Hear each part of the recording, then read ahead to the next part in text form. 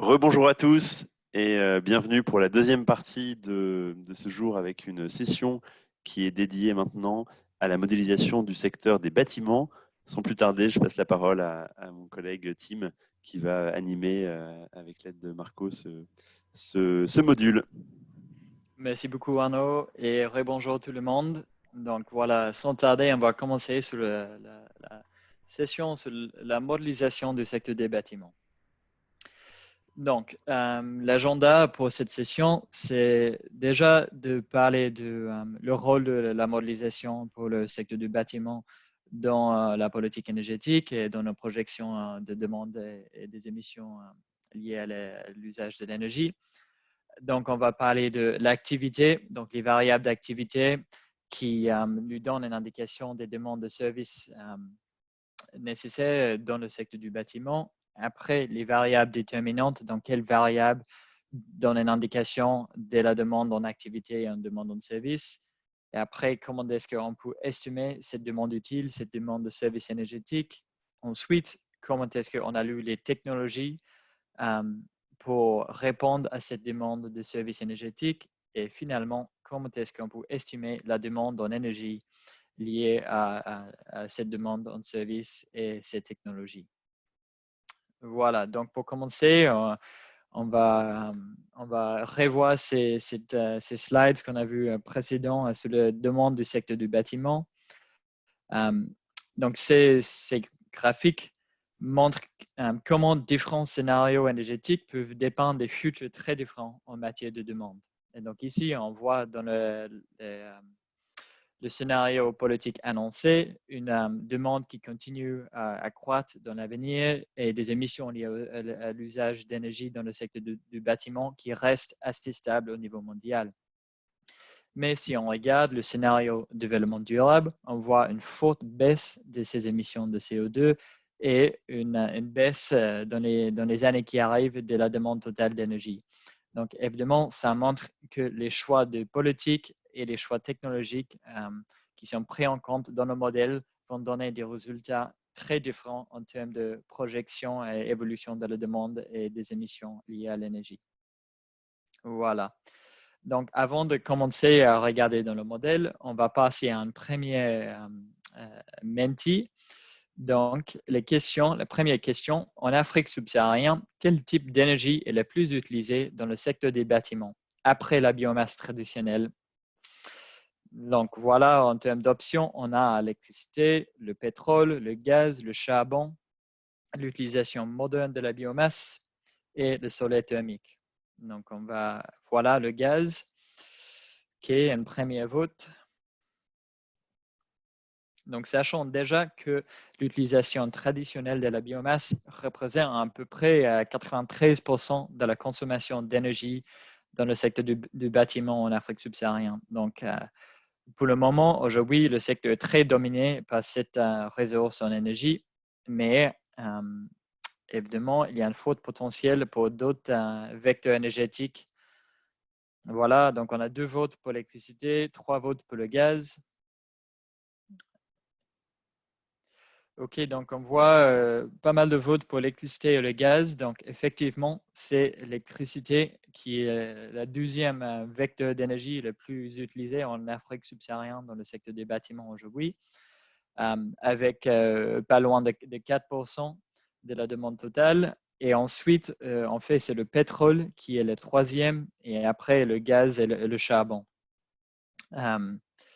Donc, on va maintenant passer aux deuxième question, Monty, qui est très liée. Donc, selon vous, quel type d'énergie va le plus répondre à la croissance de la demande en énergie pour le secteur des bâtiments? Donc, évidemment, cette question, il n'y a pas de réponse correcte. On n'a pas une vision exacte sur l'avenir énergétique dans l'Afrique subsaharienne. Et la réponse à ces questions va être influencée par les politiques mises en place et par les choix technologiques. Mais selon vous, avec les politiques actuelles, les politiques en place aujourd'hui, les technologies disponibles, quelle source d'énergie va avoir la plus grande croissance dans les années qui arrivent? Oui, voilà. Donc, on a largement l'électricité en tête, avec le solaire thermique pas mal aussi Donc, effectivement, l'électricité va avoir une très grande croissance, sachant aussi que le niveau d'accès à l'électricité en Afrique subsaharienne est prévu à continuer à augmenter dans les décennies qui arrivent. Donc, ça veut dire que plus de ménages vont avoir accès à l'électricité, donc la demande va accroître fortement. Mais oui, on va aussi voir une croissance de la demande de gaz et des ressources renouvelables comme le solaire thermique et l'utilisation moderne de la biomasse. Donc, toute réponse là est correcte. Donc, merci beaucoup.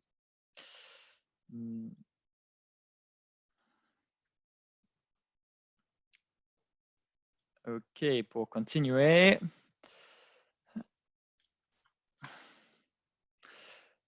Donc là, nous avons vu pendant le webinaire d'introduction générale l'aperçu schématique général du WEM, donc le World Energy Model, le modèle utilisé à l'AIE, et quelques principes de base du secteur du bâtiment sur lesquels on va se focaliser maintenant.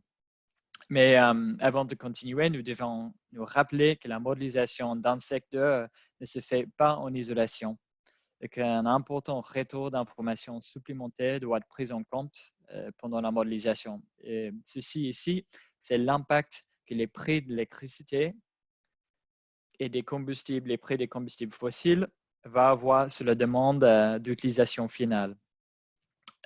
Et en particulier sur la demande dans le secteur du bâtiment.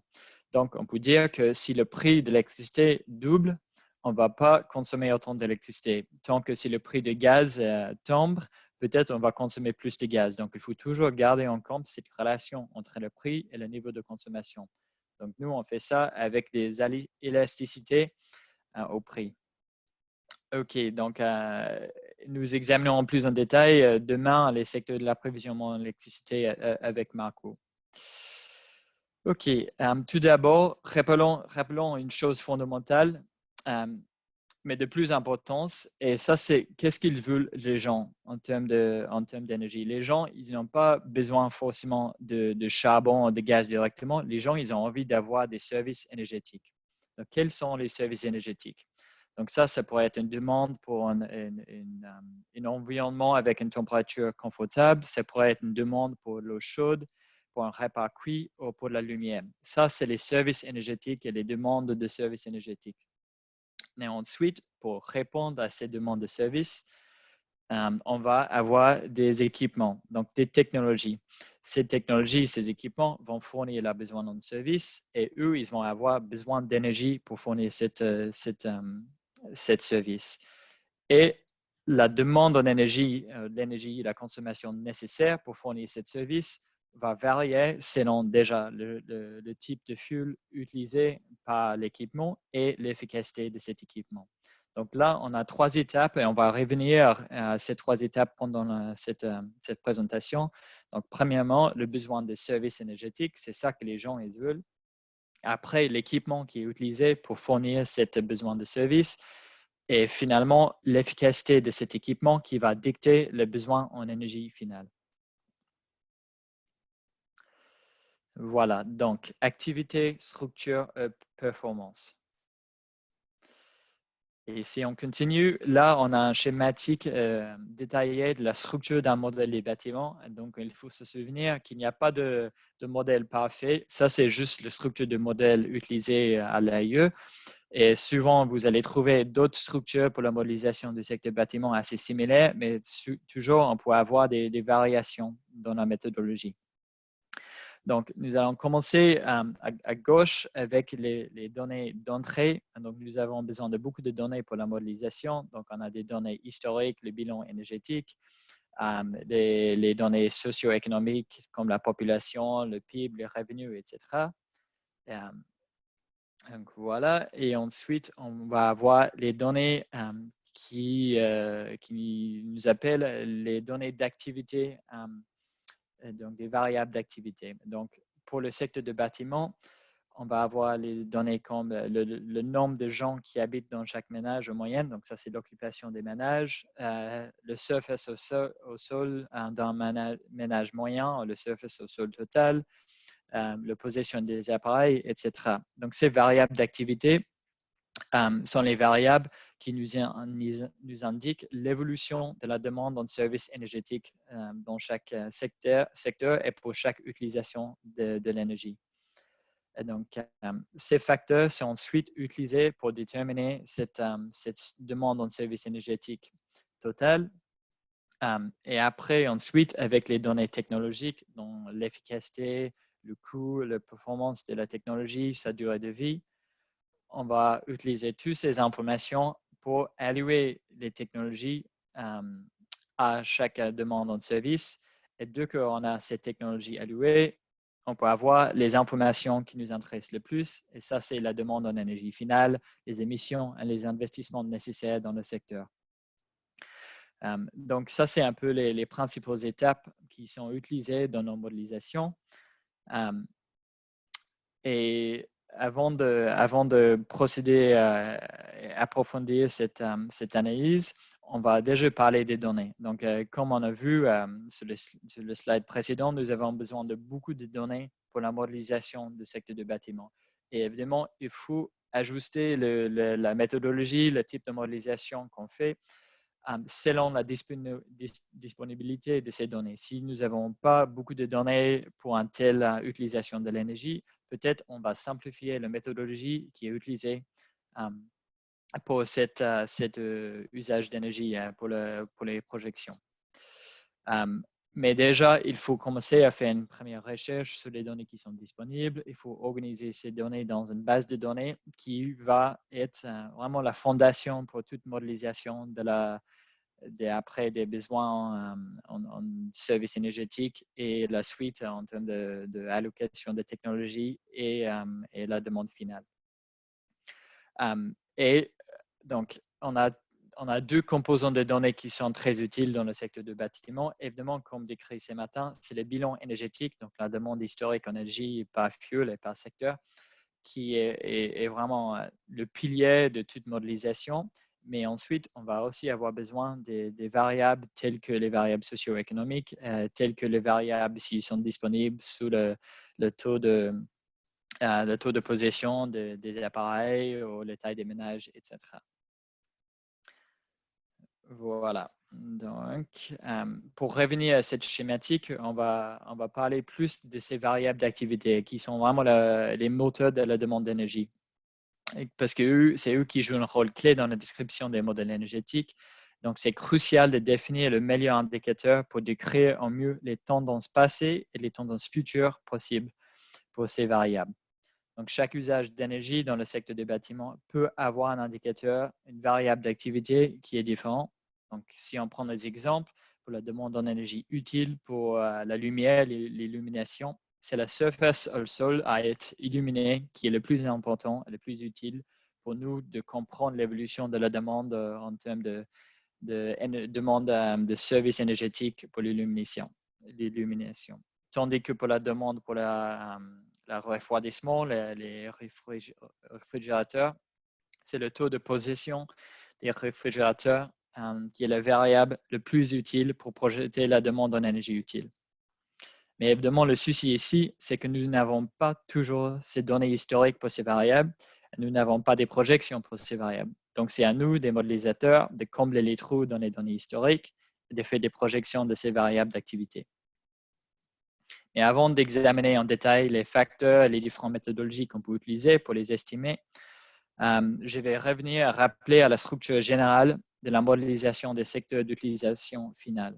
Donc, on a vu plusieurs schématiques de modélisation et moyens de décrire ces étapes aujourd'hui, mais chaque schématique montre un peu le même processus. Donc, déjà, on va commencer tout à gauche avec les variables socio-économiques. Donc, pour ces variables, on a les informations historiques et on a, très important, aussi les projections.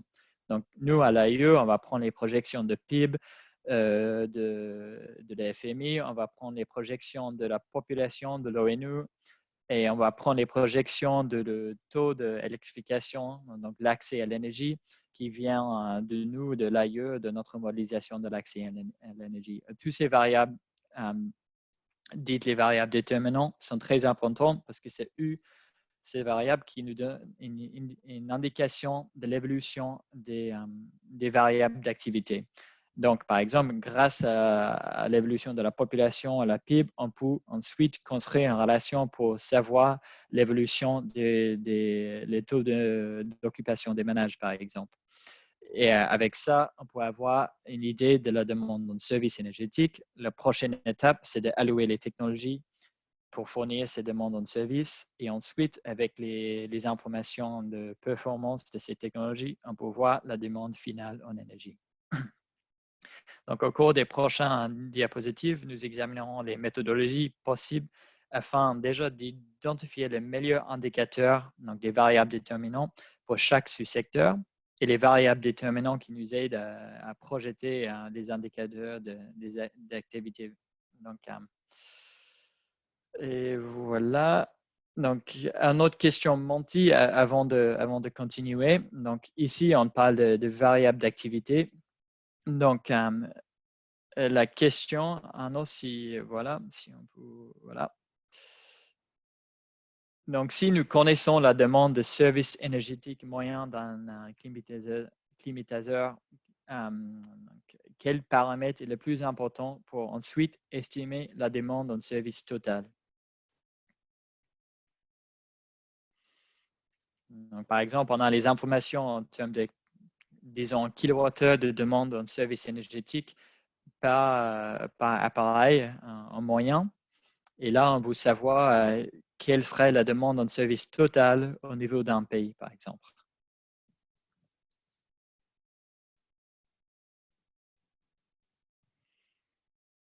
En fait, ici, il n'y a vraiment pas de mauvaise réponse parce qu'on a besoin de toutes ces informations pour avoir ensuite la demande de service au niveau d'un pays.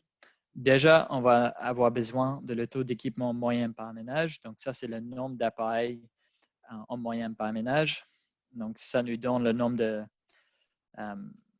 et après, il faut utiliser le nombre de ménages total. Et donc, si on fait la multiplication entre les deux, on va avoir le stock, donc le nombre de climatiseurs au niveau total, au niveau d'un pays. Mais si on veut se projeter dans l'avenir, peut-être les ménages, un foyer moyen va devenir beaucoup plus grand en termes de l'espace au sol. Donc, il faut aussi prendre en compte que si les ménages deviennent plus importants en termes d'espace au sol, la demande en services énergétiques pour garder ces ménages au froid ou à une température confortable va agrandir aussi. Donc, en fait, il faut prendre en compte toutes ces variables d'activité pour ensuite avoir une idée de l'évolution de la demande en services énergétiques. Donc là, on va passer aux deuxième question. Donc, cette fois, nous connaissons le besoin en services énergétiques par ménage pour le chauffage d'eau, donc l'eau chaude sanitaire. Donc, quel paramètre est le plus important pour estimer la demande totale?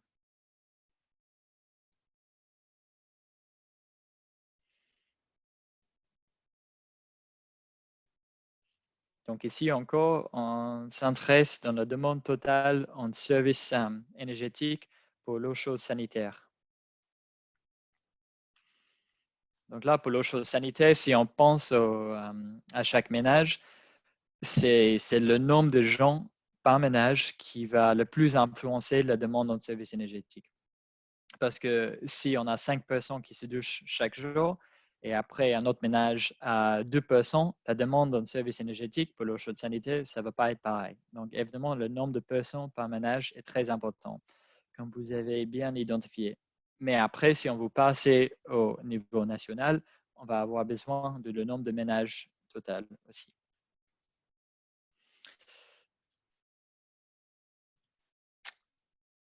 OK, merci Arnaud. Donc, pour continuer, on va avoir besoin de définir le meilleur proxy, donc les meilleurs indicateurs qui nous donnent une indication de l'évolution de chaque variable d'activité. Donc, on a déjà choisi nos variables d'activité comme pour le lot chaude sanitaire, c'est le taux d'occupation moyen par ménage.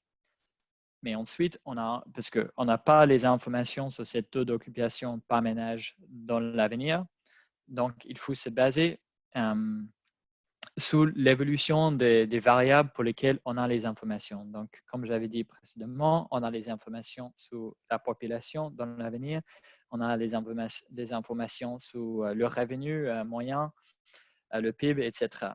Donc, l'objectif vraiment ici, c'est de trouver la relation qui va définir le mieux l'évolution de cette variable d'activité. Donc, dans ces cas, c'est le taux d'occupation.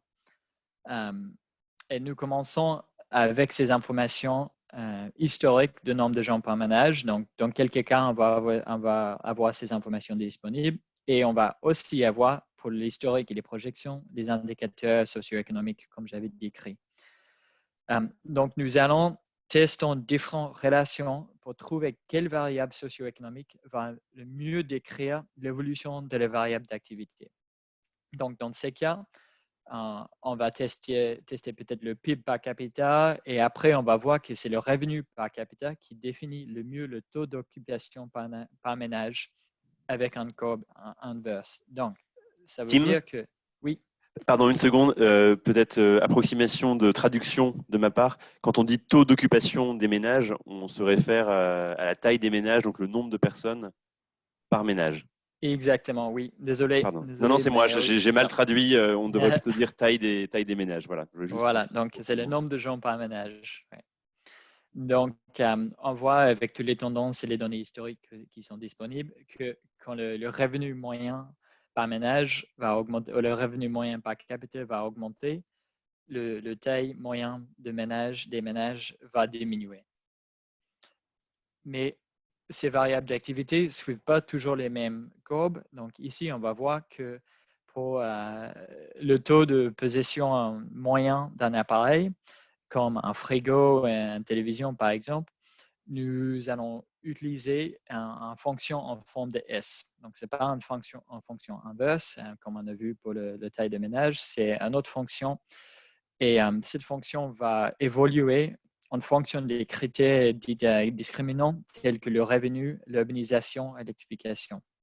Donc, encore, c'est ce processus de trouver les variables socio-économiques qui mieux décrit l'évolution de la variable d'activité qui nous intéresse. Mais comme j'avais évoqué précédemment, souvent, on n'a pas toujours les données historiques nécessaires pour créer ces courbes pour chaque pays. Et donc, ça veut dire que si on n'a pas d'informations pour le pays en particulier, on va regarder les pays qui sont assez similaires en termes de niveau de revenu, en termes d'électrification, en termes de taux d'urbanisation. Et on va classer tous ces pays. Et ça veut dire qu'on va avoir plus de données historiques disponibles pour mieux former une courbe qui va décrire l'évolution de cette variable d'activité qui nous intéresse. Et dans certains cas, la relation peut sembler bien plus complexe jusqu'à on fait une analyse plus approfondie. Donc, cela peut être le cas pour les climatiseurs où des informations supplémentaires peuvent être utiles pour mieux comprendre et mieux voir une relation entre par exemple ici, le revenu per capita et le taux de position des systèmes de climatisation.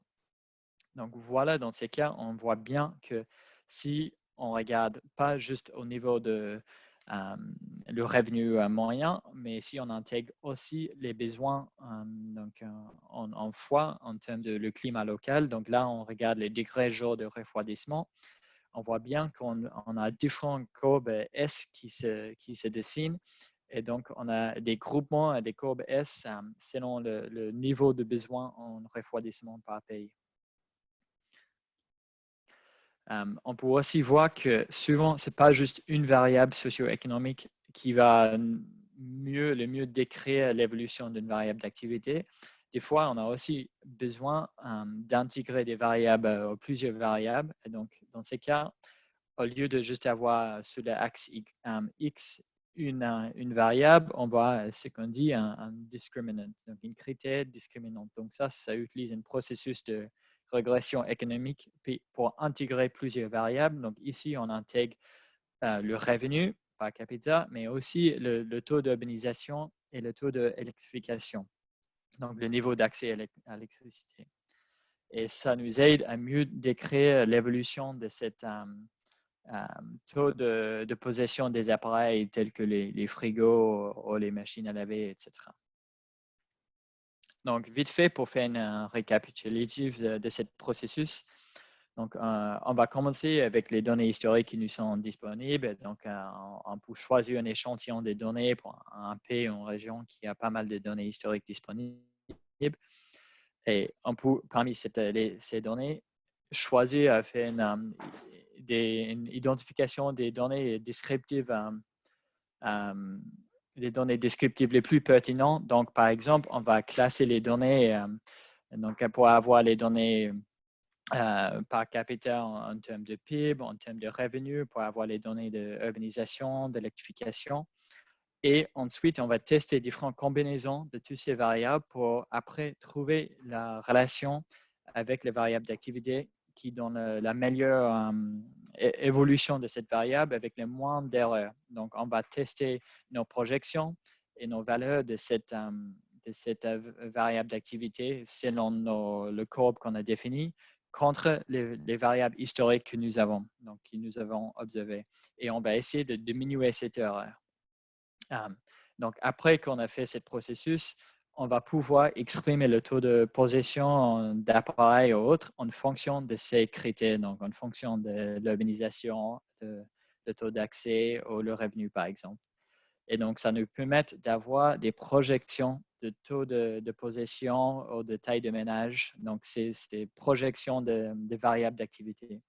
Donc, si on veut, on peut revenir à la question qui était posée pendant la session précédente sur cette évolution de kilomètres passagers pour le transport. Donc, au lieu de juste se baser sur l'évolution de cette variable historique et donc utiliser cette même taux de croissance dans l'avenir, on peut se dire que peut-être l'évolution de passagers kilomètres va être très liée à l'évolution du revenu ou le niveau d'urbanisation. Parce que si les gens sont plus riches, peut-être ils vont voyager plus et donc le taux de passagers et kilomètres va augmenter plus rapidement. Donc, voilà le processus pour modéliser et projeter cette demande en activité avec les variables d'activité. Donc, déjà, ça, c'est une grande étape de calculer cette variable d'activité. Donc, félicitations à tout le monde, on a passé ça, cette cape. Donc, avec ça fait, on va pouvoir passer à la demande en service énergétique total. Donc, on va avoir une idée de l'intensité énergétique liée à chaque variable d'activité. Donc, par exemple, si on a l'eau chaude sanitaire, on va pouvoir se dire qu'en moyenne, une personne consomme X litres d'eau chaude sanitaire à une telle température par jour. Donc, ça, c'est l'intensité. En moyenne, pour le chauffage, on consomme autant, etc. Donc, avec les bilans énergétiques et les informations sur le stock d'équipement total, on peut avoir ces intensités qui nous donnent cette demande en service énergétique total. Et donc là, avec cette demande, on va pouvoir commencer à parler de technologie. Donc là, on a la demande totale en service qui est projetée. Mais avant de se dire, OK, mais quelle technologie, on doit se demander, mais quel pourcentage, quelle part de cette demande en demande en service total doit être fournie par des nouvelles technologies. Donc, on doit bien prendre en compte que les technologies, donc le stock de technologies existant, va tranquillement arriver à fin de vie et doit être remplacé. Mais aussi, on doit ajouter des technologies pour répondre à l'augmentation de la besoin de service total. Voilà. Et donc, le delta entre ces deux, c'est le besoin en nouveaux équipements. Et donc, pour calculer ça, on va utiliser une modélisation des stocks, donc une comptabilisation des stocks, où on va prendre en compte le stock qui existe aujourd'hui. On va regarder la durée de vie de chaque type de technologie. Et donc, avec toutes ces informations, on va pouvoir se dire, OK, mais ça, c'est la demande de service à satisfaire par des ventes nouvelles pour chaque année. Et donc, ensuite, dans le modèle, on va se dire, OK, là, on sait exactement quelle demande de service doit être fournie par les technologies chaque année. Donc, quelle technologie choisir? Et ici, c'est dans nos modèles qu'on peut définir tous les types de technologies qu'on veut avec les informations sur le coût, sur l'efficacité, sur la durée de vie, etc., etc. Donc, évidemment, là, il faut se focaliser sur les types d'utilisation d'énergie qui sont les plus importants dans le pays qu'on vous modélisez. Par exemple, si on est dans un pays très froid, c'est le chauffage qui va être très important à modéliser et donc on va pouvoir vouloir mettre plus de technologie. Mais si on est dans un pays en voie de développement, peut-être on s'intéresse plus à les technologies pour la cuisson ou les technologies pour le refroidissement si on est dans un pays chaud, etc., etc. Donc, à l'AIE, on a plusieurs niveaux d'efficacité et des technologies qui utilisent différents vecteurs énergétiques qu'on modélise dans le secteur du bâtiment. Donc là, vous pouvez voir un peu la gamme de technologies qu'on va modéliser. Et après, il faut se poser des questions. Comment est-ce que le modèle va choisir quelle technologie pour quelle demande en service? Donc là, on va prendre en compte, premièrement, les ressources qui sont disponibles. Donc, est-ce qu'il y a assez de soleil pour mériter qu'on va mettre un système de chauffe-eau solaire? Est-ce qu'il y a assez de biomasse disponible pour mettre une chaudière à biomasse? Quelles sont les politiques énergétiques en place ou annoncées? Est-ce qu'il y a une norme efficacité énergétique, par exemple, qui nous empêche d'utiliser, de vendre une telle technologie parce que ce n'est pas assez efficace? Ou est-ce qu'on est dans un scénario qui a envie d'augmenter l'efficacité ou les déploiements des renouvelables, par exemple? Donc, dans ces cas, on va modifier les contraintes pour le choix des technologies. Mais après qu'on a pris en compte tous ces contraintes, le modèle va choisir sur la base du coût. Donc, on va essayer de diminuer, de réduire au minimum le coût pour les consommateurs. Donc, ça veut dire que pour chaque technologie, on doit prendre en compte le coût d'investissement, mais après aussi le coût d'opération. Donc, si le charbon est très cher, je ne vais peut-être pas choisir une technologie de charbon parce que ça va me coûter beaucoup à utiliser cette chaudière, par exemple, chaque année. Donc, peut-être c'est moins cher de mettre quelque chose qui utilise la biomasse. Donc, c'est sous cette base du coût qu'on va choisir les technologies.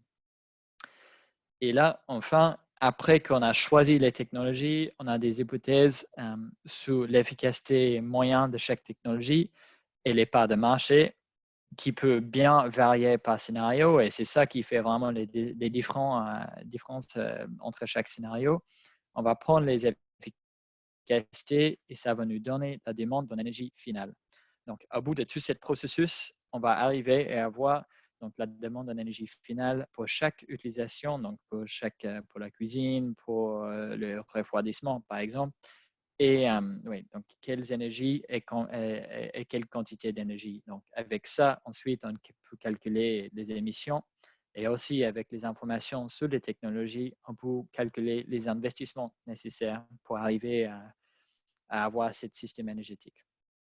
Donc, je sais que c'était très court sur cette évolution de ce processus, mais on va maintenant passer à un exercice que Marco va vous montrer, qui va faire un peu une démonstration pour aider à comprendre chaque étape en termes de chiffres. Donc, Marco, je te passe les paroles. Merci beaucoup, Tim. Bonjour à tous. On va tout de suite aller prendre l'exercice qui vous a été envoyé par Arnaud. On va peut-être pas trop y passer sur chaque. Première chose, excusez-moi, est-ce que vous pouvez voir l'écran? Oui, parfait, merci beaucoup. On va peut-être pas trop passer de temps sur chaque ligne, c'est peut-être un peu trop, mais on voudrait regarder quelques points en particulier qui sont très utiles, je pense. Vous allez voir que la structure du fichier, c'est très similaire au diagramme que Tim a montré, et que j'avais montré aussi davantage dans la présentation précédente. Et pour voir qu'en effet, on part de déterminants on a l'analyse économétrique pour arriver, dans ce cas, dans cet exemple, au nombre de climatisateurs. On estime la demande de services énergétiques en partant de l'intensité et donc de climatisateurs. On a trois possibilités de différentes technologies et à travers de l'efficacité, on arrive à la demande finale. Donc, en partant du début, normalement, on a des déterminants dont on a les données historiques. Encore, comme Tim le disait, si certains paramètres ne sont pas disponibles, on peut les estimer à partir de pays avec des situations similaires. Et donc, entre ces déterminants, dans ce cas-là, on a le nombre de ménages, de climatisateurs, d'intensité de la demande d'un service et la demande d'électricité donc qui vient des bilans énergétiques.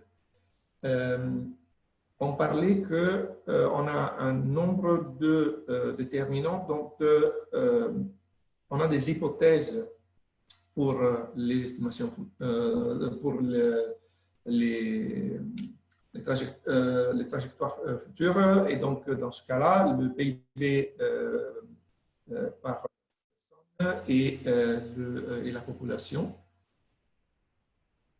Et donc, excusez-moi, j'ai bougé la vidéo. Et donc, dans ce cas, je ne sais pas si c'est peut-être mieux de le regarder comme ça. C'est plus facile à voir, peut-être. Et donc, pour l'analyse économétrique, on a mis deux possibles types de courbes. Comme Tim le disait, il y a un tas de différentes courbes qui vont être le plus ou moins adaptées selon les besoins. Dans ce cas-là, on a utilisé deux courbes très faciles et deux méthodologies très faciles à répliquer. Excusez-moi, je vais essayer de trouver le bon compromis entre dimension et visualisation.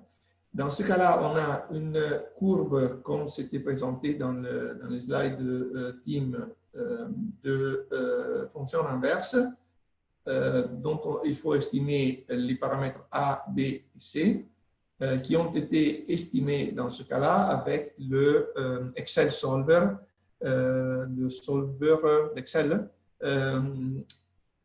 tout simplement minimisant l'erreur qui est représentée ici.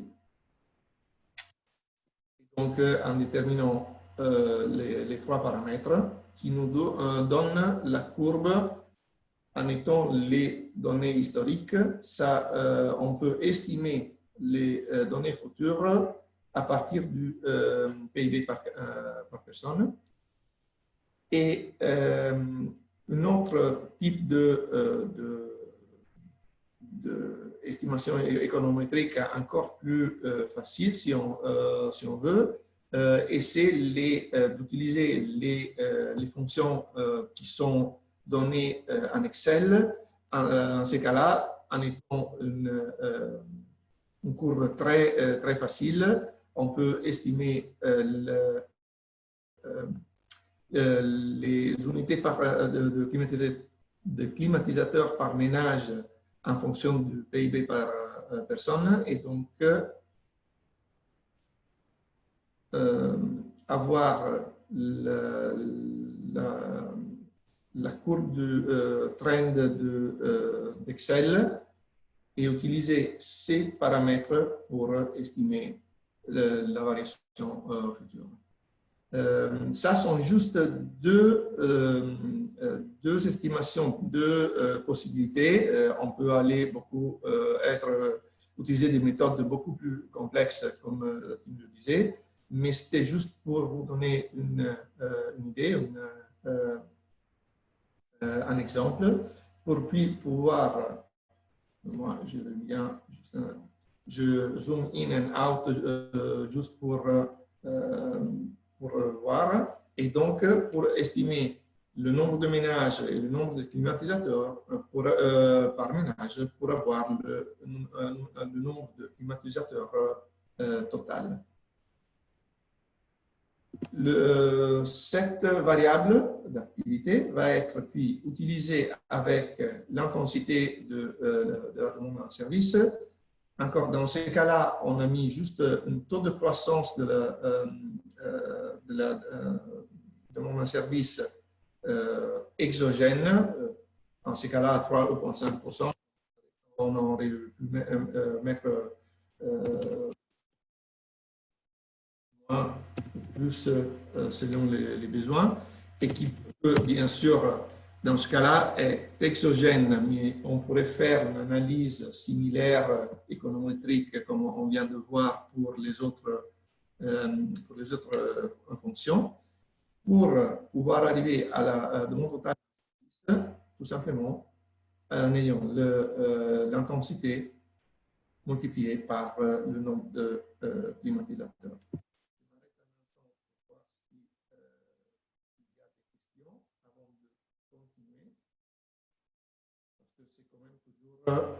Un peu compliqué de regarder les fichiers Excel aussi en vitesse.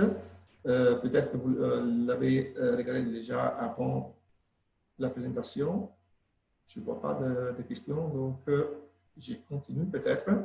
Donc, une fois qu'on a la demande totale en service, comme Tim nous disait, il faut regarder comme les différentes technologies vont prendre en compte les différentes parties de marché selon les différentes technologies. On n'a pas ajouté la partie où on sélectionne les différentes technologies selon les coûts, pour une question de simplification de fichiers, mais ici, c'est où on aurait cette partie dont il me parlait. Dans ce cas-là, on l'a mis un peu exogène pour voir l'impact de, par exemple, si il y a une politique qui va augmenter et pousser la part de marché de la technologie 3, qui est la plus efficace, comme vous pouvez voir. Et donc, si ça, disons, atteint un niveau de 20% en 2030, on voit comme l'efficacité moyenne totale va passer de 250 à 280%, donc ça augmente l'efficacité moyenne. Ça, c'est en absence en ayant toujours le stock qui ne change pas, des retirements, excusez-moi, le mot me manque.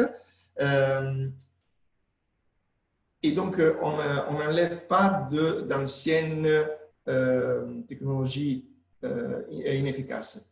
Le plus on peut diminuer cette partie et même la deuxième technologie, le plus on pourra augmenter la part de marché de la technologie 3 et donc augmenter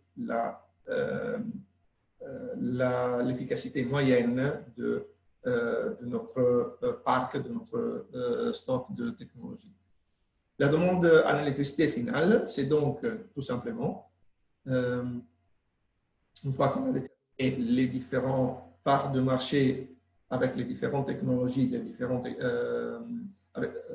les parts de marché avec les différentes capacités des différentes technologies, ça va simplement prendre en compte la demande de service divisée par l'efficacité pour estimer la demande totale finale de avec ça, je voudrais juste conclure en attendant pour voir s'il y a des questions. mais c'était juste pour mettre un peu un chiffre, les points que Tim a très bien expliqué à partir des déterminants. L'analyse économétrique, la demande de service, la différenciation entre les technologies, l'efficacité totale, la demande totale d'énergie. Avec ça, je te redonne la parole, Tim. Mais je m'arrête peut-être un instant pour voir s'il y a d'autres questions. Je n'en vois pas. Donc, Tim, merci beaucoup. Merci beaucoup, Marco. C'est sûr que c'est très utile d'avoir, après le côté plus théorique et le côté pratique.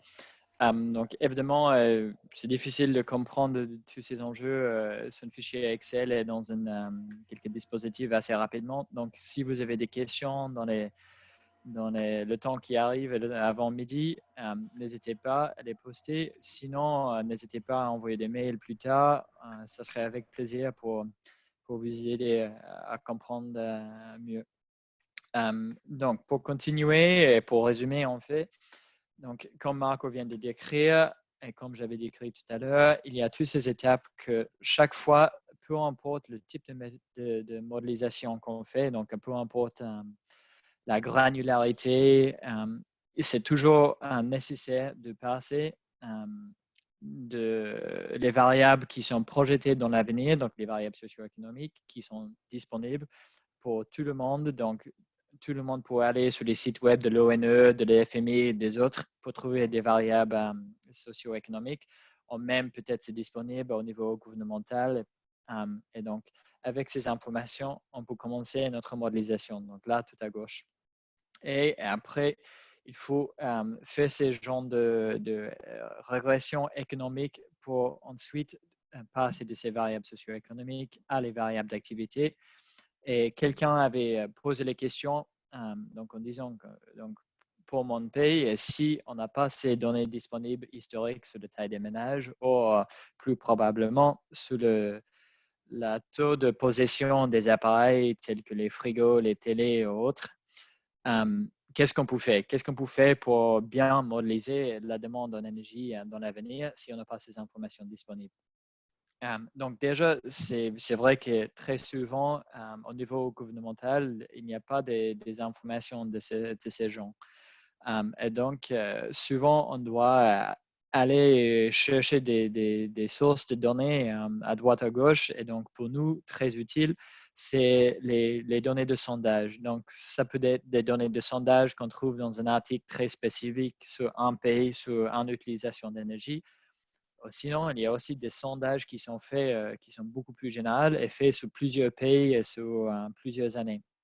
Donc, j'avais envoyé sur les questions-réponses dans le chat, sur Zoom, un lien pour StatCompiler parce qu'en fait, pour nous, une source de données de ces activités variables très utile est les DHS sondages qui sont faits par USAID, qui sont faits sur beaucoup de pays en Afrique et qui sont disponibles souvent pour plusieurs années. Donc, dans ces sondages, il y a beaucoup d'informations qui ne concernent pas l'énergie, mais notamment, il y a des informations sur le nombre de ménages qui ont les télévisions ou quel fuel, quelle énergie est utilisée pour la cuisson dans chaque ménage en moyenne.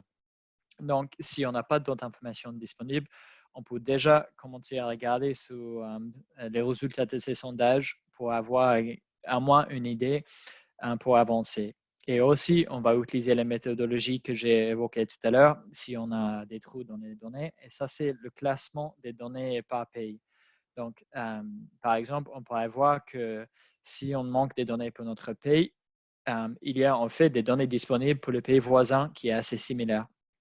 Donc, si on fait un classement avec un groupement de pays assez similaire et on prend des données pour tous ces pays, on peut quand même construire une courbe S qui décrit l'évolution de la taux de possession des appareils ou la taille des ménages, par exemple.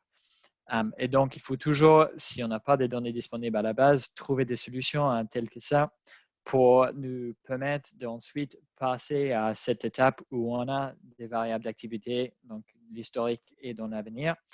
Et avec ça, ça nous permet d'avoir donc cette demande en service énergétique pour chaque usage d'énergie. Et donc, comme on a discuté, dès qu'on a cette demande en service énergétique, on peut faire une modélisation pour allouer des technologies pour fournir cette demande en service, évidemment en prenant en compte la retrait des technologies existantes. Et un point important que Marco a évoqué, c'est que dans nos modélisations, nous, on va juste prendre l'hypothèse que les technologies existantes vont sortir du système énergétique quand ils arrivent à la fin de leur vie. Mais c'est moins pertinent pour le secteur de bâtiment, mais par exemple très pertinent pour le secteur de production d'électricité. On va peut-être devoir se dire que dans un cas où on a envie de faire baisser les émissions très rapidement, c'est assez important d'agir pas juste sur les stocks de technologies qu'on va ajouter au système, mais aussi sur les technologies qui sont déjà en place. Donc ça, c'est des questions aussi à prendre en compte. Bon, pour revenir à ce processus, c'est le secteur de bâtiment. Donc, dès qu'on a passé à l'allocation, on a alloué des technologies, et on peut ensuite passer à la calcul de la demande en énergie finale. Donc, si j'avance, ici, on a un exemple de l'impact des politiques et donc les impacts de ces politiques sur la demande en énergie et ensuite sur les émissions. Donc, souvent, on peut voir dans l'histoire quand un certain pays a mis en place une politique, par exemple, pour limiter la consommation énergétique des bâtiments. Donc, ça serait une politique d'efficacité énergétique qui oblige chaque bâtiment qui est construit à être à un certain niveau de normes et donc de baisser sa consommation énergétique. Donc, nous, on peut tracer la mise en place de ces politiques et après l'impact de ces politiques. Et donc, on voit bien que pour le chauffage et pour le froid, ces politiques qui agissent au niveau du bâtiment, pas juste sur l'équipement, sont très importantes pour ensuite baisser la demande en énergie. Et donc, ça nous permet, ces genres d'analyse sur l'historique, après à projeter le même genre d'impact sur l'avenir. Donc, si on dit que dans l'avenir, un pays qui n'a pas encore mis en place ces politiques, si ce pays va mettre en place le même politique qui est maintenant existant dans un autre pays, on peut attendre à voir une baisse de la demande en énergie de tel. Et donc, ça nous permet de pouvoir différencier les scénarios en disant que dans un tel scénario, on est plus optimiste sur l'évolution des politiques et tous les politiques arrivent à un tel niveau d'efficacité et ça permet de baisser la demande de X. Donc, c'est ça un peu les objectifs de nos processus de modélisation, c'est d'arriver à des tels messages politiques qui sont renforcés par les chiffres très concrets qui sortent du modèle. Donc, si on prend un autre exemple donc, qui sort de notre modélisation de l'Afrique de l'année dernière, donc dans le scénario, le Africa Case que nous avons développé, près de la moitié de l'augmentation de la demande d'électricité résidentielle vient d'un meilleur accès à l'électricité et de l'augmentation de la possession des appareils grâce au fait que les ménages, déjà, ils ont accès à l'électricité et deuxièmement, ils ont un revenu plus élevé. Donc, ça veut dire que si on donne l'accès à l'électricité et si on a des revenus qui sont plus élevés, on va avoir une forte croissance de la demande d'électricité. Mais ça, c'est si on ne change pas les politiques en ce qui concerne l'efficacité de ces appareils.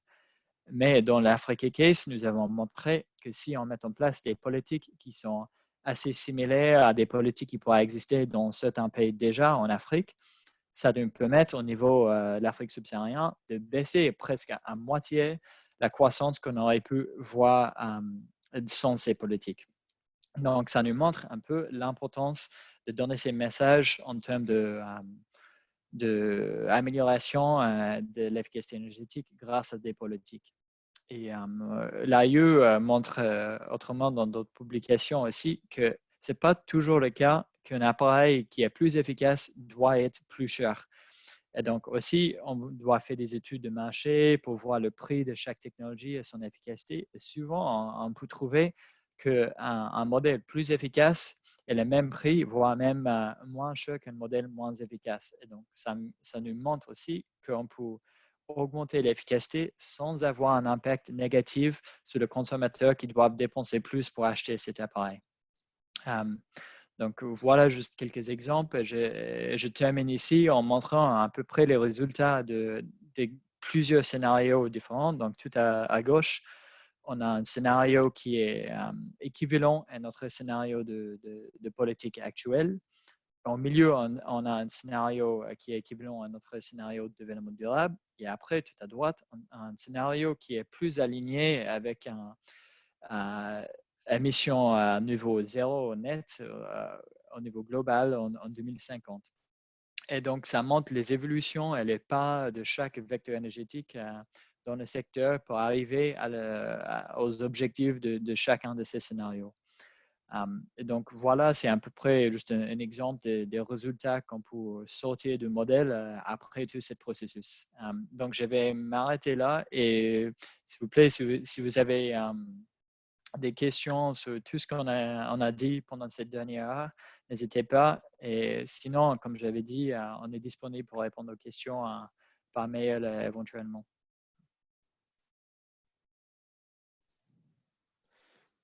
Merci beaucoup, Tim, et merci également à Marco pour vos présentations. On a en effet 10 minutes pour des questions sur ces présentations sur le secteur du bâtiment ou d'autres questions sur ce qui a été présenté plus tôt ce matin.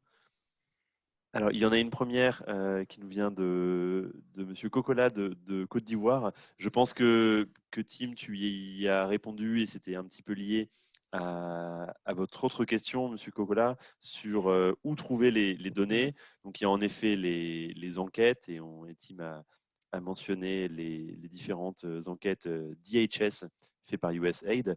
Dans le cas très précis du secteur du transport, peut-être une piste, c'est de se rapprocher du ministère qui est compétent sur les questions de transport, qui lui a peut-être davantage d'informations sur la flotte de véhicules, et qui peut en tout cas partager des informations. C'est un point sur lequel Gianluca et nos collègues statisticiens ont beaucoup insisté. Quand on se pose la question de est-ce qu'il existe des données ou qu'on a besoin de données, le premier réflexe, c'est de réfléchir à ce qui peut exister chez d'autres entités, dans d'autres agences du pays, dans d'autres ministères, puisque pour d'autres raisons, ils peuvent aussi collecter des données qui vous seraient utiles.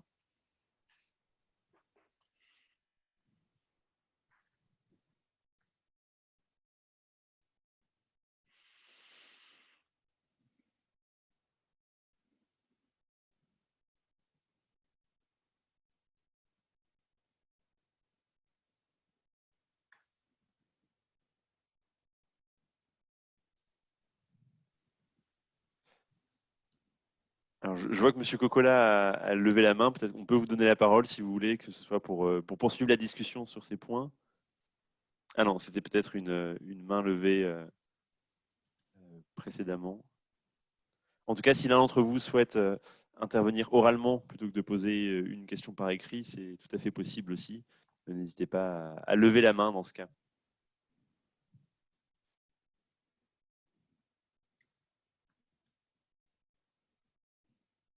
En outre, si quelqu'un aimerait voir un slide qui était présenté, on peut revenir à n'importe quel slide, donc n'hésitez pas.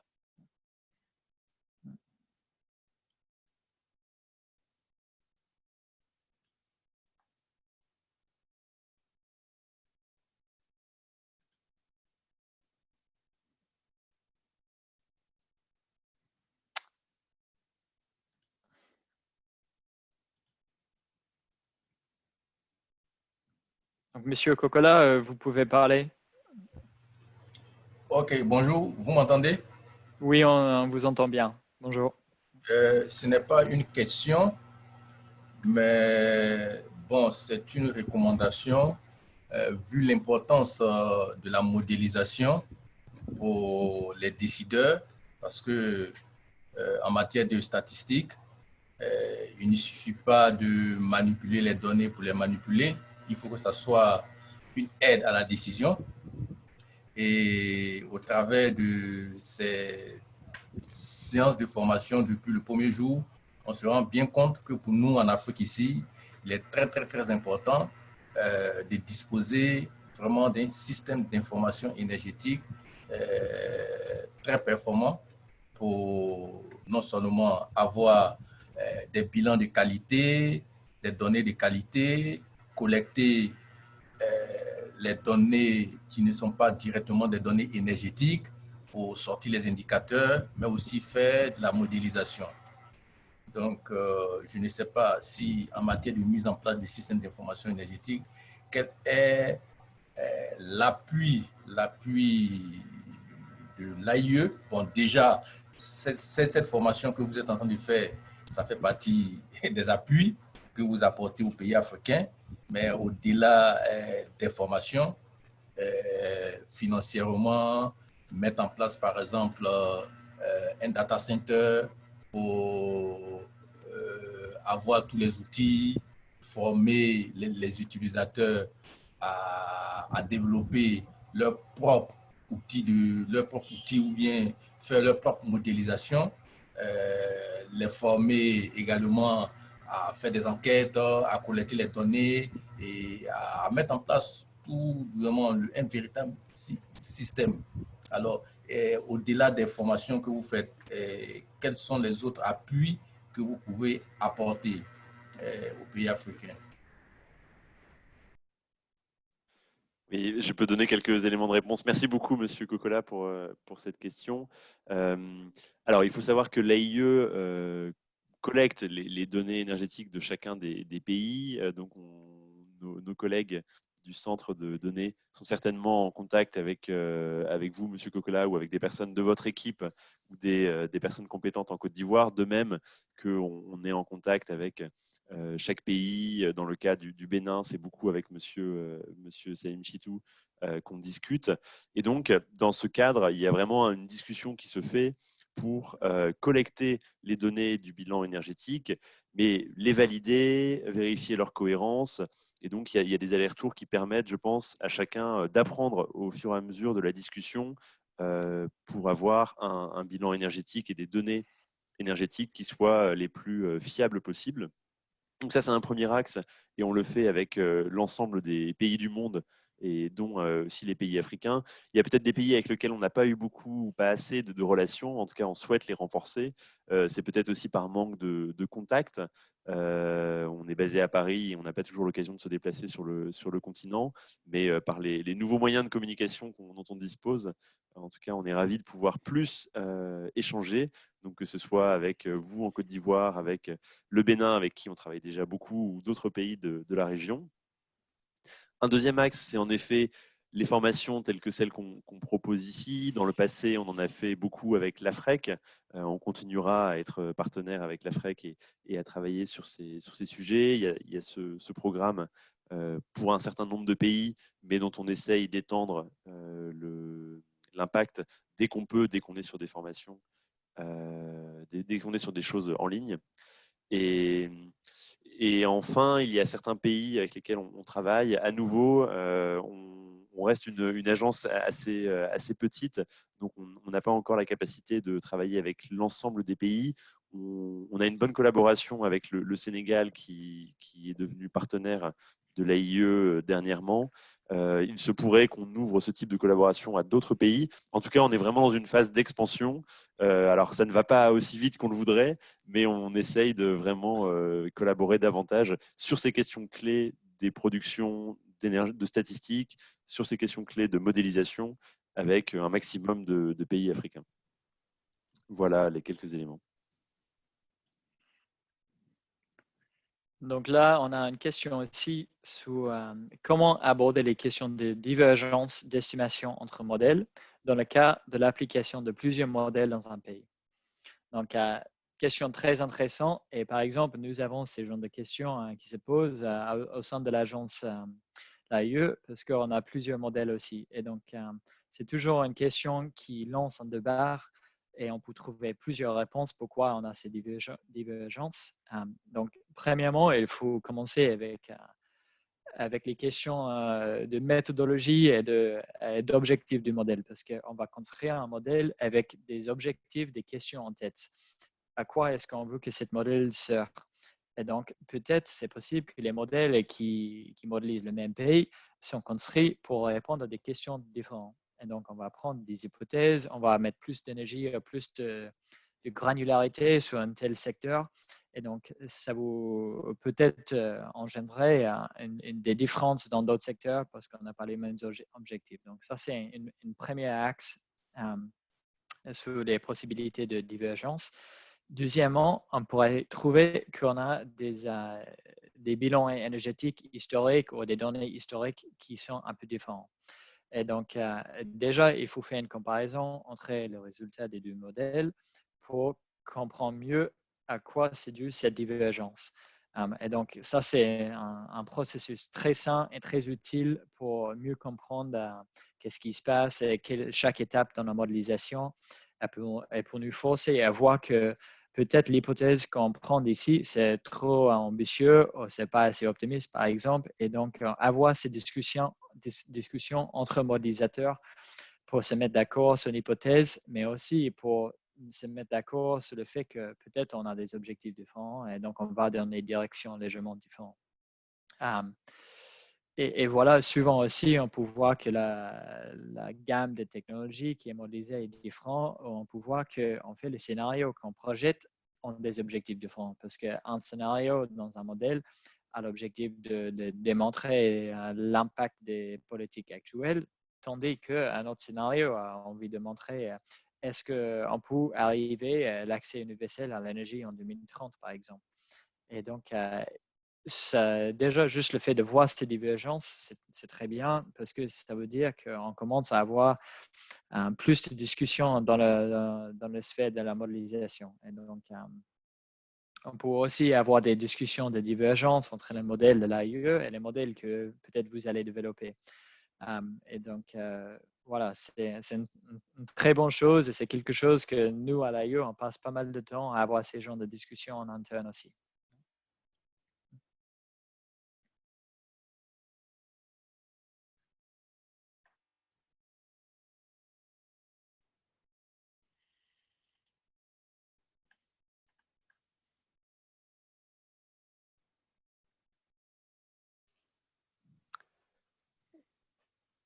Alors, on a Monsieur Dosso Moussa qui souhaite prendre la parole. Je vous donne la parole.